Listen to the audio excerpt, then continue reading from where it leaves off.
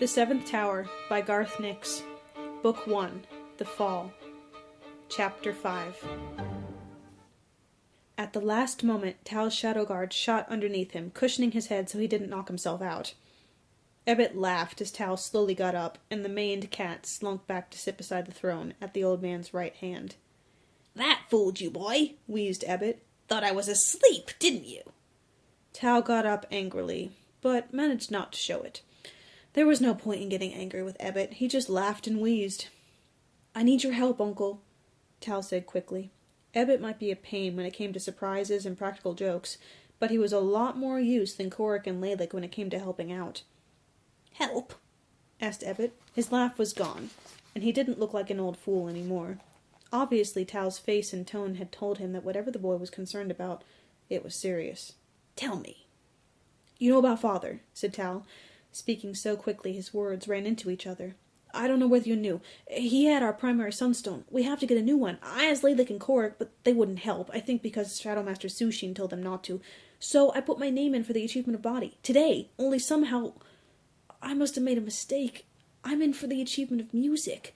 But I don't have a composition. The achievement is in 10 minutes. "Shadow Master Sushin," muttered Ebbitt. "There are shadows here, and no mistake.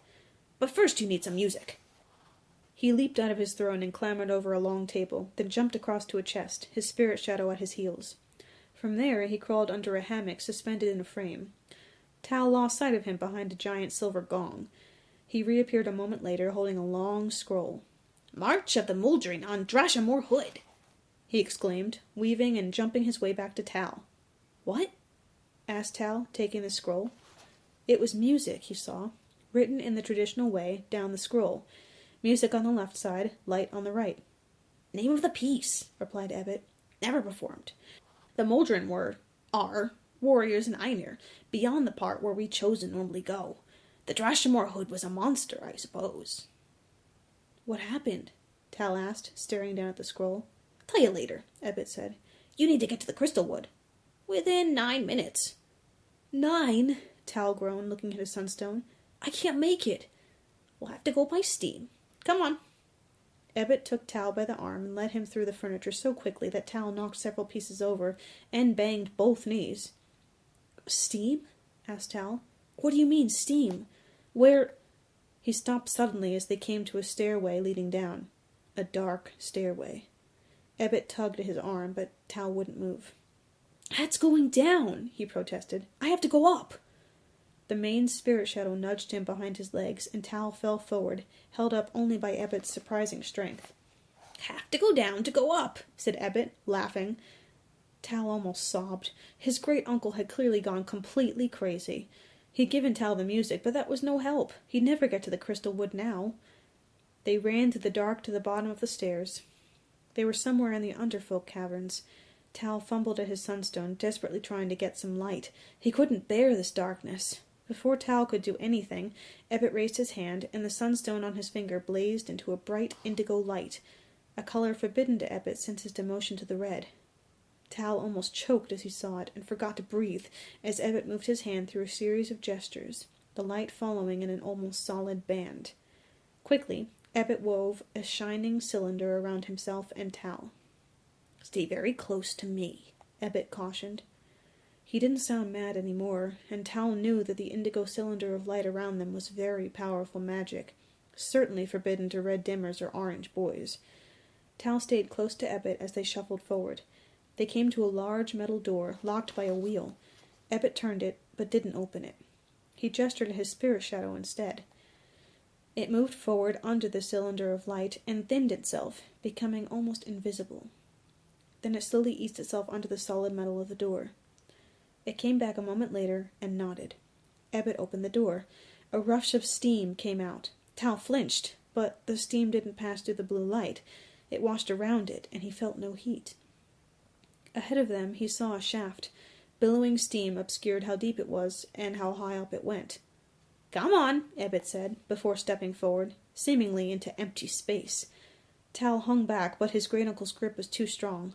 Tal closed his eyes and followed. Obviously they were going to fall together, down into the boiling pools of the central heating system. but they didn't fall. Tal opened his eyes and looked down. Indigo light shimmered under his feet, light solid enough to hold him up and to keep the heat of his steam at bay. "Stand by for a surge of steam," Ebbitt warned as he closed the door behind him. The light moved out to cover his hands, as if it were cloth. Tal pushed at it experimentally, but it wouldn't budge for him. His shadow guard sat at his feet, in the shape of a datu, a small, furry rodent that lived in the hillsides of Einir. It was a harmless shape, one the shadow guard took when it didn't like what was happening, but couldn't do anything about it. "Steam!" shouted Ebbitt, and pointed down. Tal looked and saw a solid-looking mass of white surging up the shaft. A moment later, it hit. They were suddenly propelled upward so quickly that Tal fell over, and even Ebbitt had to kneel and clutch at his spirit shadow. Faster and faster they shot up. Tal tried to get up, but some strange force kept him pressed to the floor of indigo light. He felt like several people were lying on top of him, trying to crush him flat. Then he noticed that Ebbitt was counting, very quickly. At 25, he suddenly pulled at the indigo light in front of him, tugging it away from the wall. Steam instantly rushed through the gap, and their rate of ascent slowed. But they were still going up even faster than Tal had come down the slide. Too fast, it seemed, for Ebbitt. He looked at his spirit shadow, and it lunged through the light to set its claws in the stone of the shaft.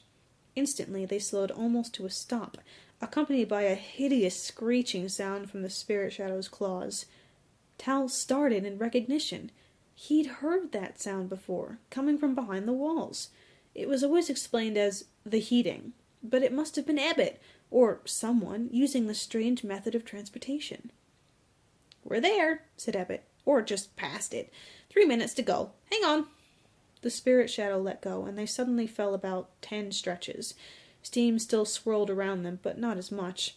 Tal saw that there was another metal door in front of them. Ebbitt reached out, the indigo light still encasing his hands, and opened it. White light poured in, and Tal recognized one of the minor corridors. From the neutral color of the sunstones, he knew he was close to one of the colorless corridors, and on the level of the crystal wood. "Out!" said Ebbitt. Without warning, his sunstone flashed, and he pushed Tal into the corridor through the protective barrier of light. The door clanged shut behind the boy. In a second, Great Uncle Ebbitt and his strange steam-driven capsule of light were gone. Tal got up, checked to make sure he had the scroll, and strode out into the larger corridor. At least now he had a chance. A very slim one, since he didn't know the music and was totally unpracticed with the composition. But it was a chance, Tal told himself. Perhaps his only one.